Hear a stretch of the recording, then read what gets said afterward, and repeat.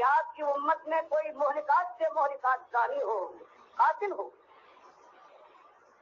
اگر میرے پاس آ گیا تو میں اس کو معاف کر کے رہوں گا ایک شرط پر، لا یشرک بی شیئا، میرے ساتھ وہ مشرک بن کر آیا ہو۔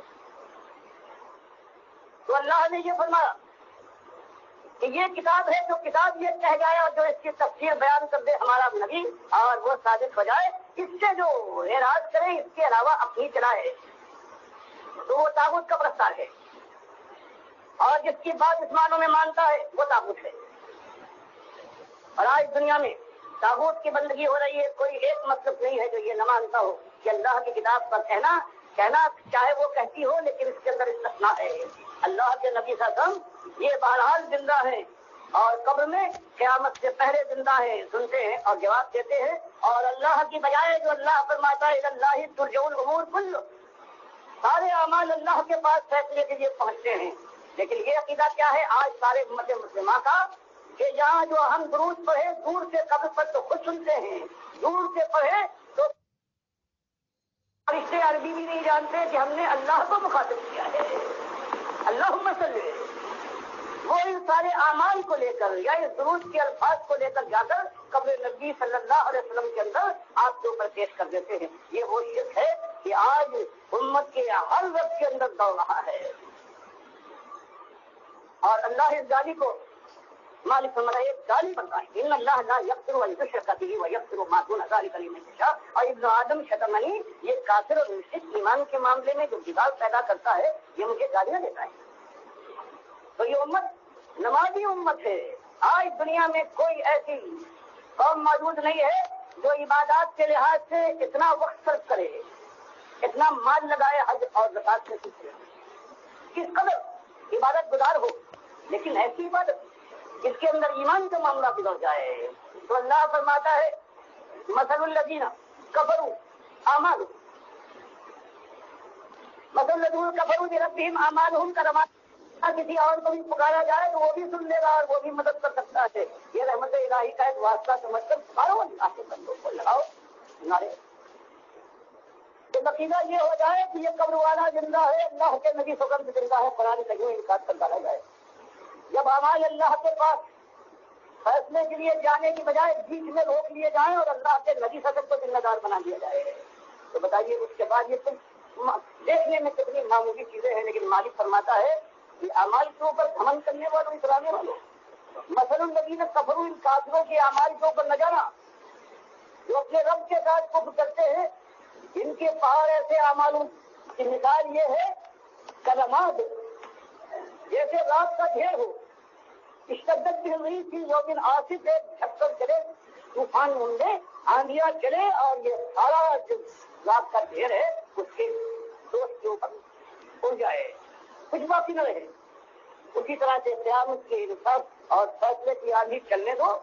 یہ نمازی اور یہ کے ساتھ، یہ گھمنڈ کے ساتھ اپنے کو کہنے والے کہ ایماندار ہم ہی ہیں، ہم ہمارے ایمان کو لم پکار ہیں، اور اس ایمان کی خرابی کے ساتھ کم سے کم دو یہ خرابیاں ساری کائنات کے اندر جتنے مومن گروہ اپنے مذہب سے وابستہ ہیں، جو اپنے کو کوئی دیوبندی، کوئی بریلوی، کوئی اہل حدیث اور کوئی حنبلی کہتا ہے، سب کے اندر یہ اعمال بغیر کسی اس کے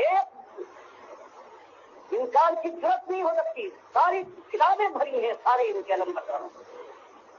کوئی آج مسلم جس کے اللہ نے فرمایا کہ وہ سماعت المسلمین ان قبل فی هذا، ان کو ہم نے مسلمان نام سے نکالا تھا، سب نے بدل ڈالا، اس لیے صحیح بدلا انہوں نے کہ وہ مسلم نہیں رہے، تو اس کے بعد اب مسلم کہنا اپنے کو یہ ایک طرح کا دھوکہ تھا، اس لیے لوگوں نے انکار کر دیا۔ اللہ فرماتا تھا کہ ہاں اگر تم ایمان کے تقاضے پورے نہیں کر سکتے تو مرتد ہو جاؤ۔ اللہ فرماتا یا ایھا الذین آمنوا من یرتد منکم عن دینہ فسوف یأتی اللہ بقوم، فرمایا اگر تم نے ایمان کے تقاضے پورے کرنے، طاغوت کو للکارنے اور باطل کے خلاف جان لگانے کا بوتا نہیں ہے، تم ٹھنڈی ٹھنڈی چھاؤں میں چلنا چاہتے ہو، تو سب سے اچھی بات یہ ہے کہ ارتداد کا اعلان کر دو، کہہ دو کہ ہم ایماندار نہیں ہیں، ہم نہیں مانتے۔ تو آج ہم لوگ وہی کہتے ہیں، زبان سے کوئی اعتراض نہ کرے، دل میں نہ اترے، کیسے اترے؟ یہ منبر محراب ہے، ایمان کی بات کبھی نہیں چھوڑتے۔ باتیں کیا ہیں؟ کہیں جائیے تو یہ ہوگا کشتی 12 سال کی نکال دی، کہیں جائیے تو یہ ہوگا किरफेतन और यामीन दिजा। कहीं जाइए तो बुजुर्गों के किससे पूछो, पहली चीज जिसके लिए अल्लाह ने बनाया कायनात को, और बनाने के बाद इंसान को भेजकर इस आजमाइश में डाला है। और मालिक फरमाता है कि हमेशा जो कभी गुजरा है उसने आकर यही बात उठाई है, वो माँ चलना मिलकर निकल मिल रसूल इल्ला यूही इलैहि अन्नहु ला इलाहा इल्ला अना फाबुदून। फरमाया कि सारे रसूल जो हमने भेजे बगैर किसी एक के सपना के एक ही मसला ईमान का उन्होंने हमेशा उठाया है। और पूरा कुरान बयान करता है जो आया है उसने यही बात उठाई है कि या कौमी बुदल्ला मां लकुम मिन इलाहिन गैरुह। और आज ये मसला दुनिया में उठता है। इस जिल्लत के बाद जिसके लिए मालिक ने फरमाया है अगर ईमान में खराबी के साथ मेरे पास आ गए तो जानते हो क्या होगा?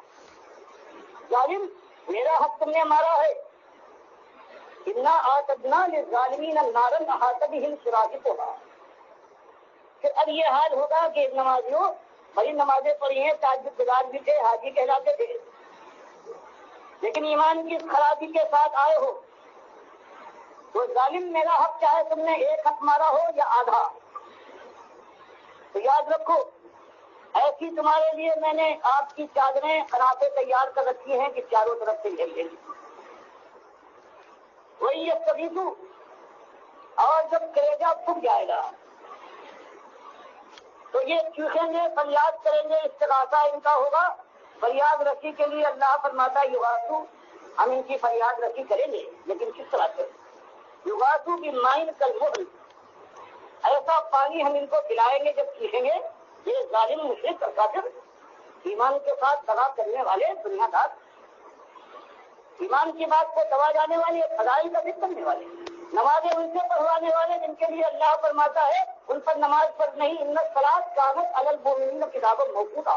मालिक फरमाता है हमने नमाज हर एक पर फर्ज नहीं की है, हमने तो सिर्फ उस ईमानदार के ऊपर जिसके ईमान में कोई खलल नहीं है, बिल्कुल खालिद है, उसके लिए 5 वक्त की नमाज पढ़ी। या अय्युहल्लज़ीना आमनू कुतिबा अलैकुमुस सियाम, हे ईमानदारों सच्चे तुम पर रोजा फर्ज किया है, हमने हर एक को मुकल्लफ नहीं बनाया है। उनके लिए दूसरे जो है उनके लिए जहन्नम की आग है।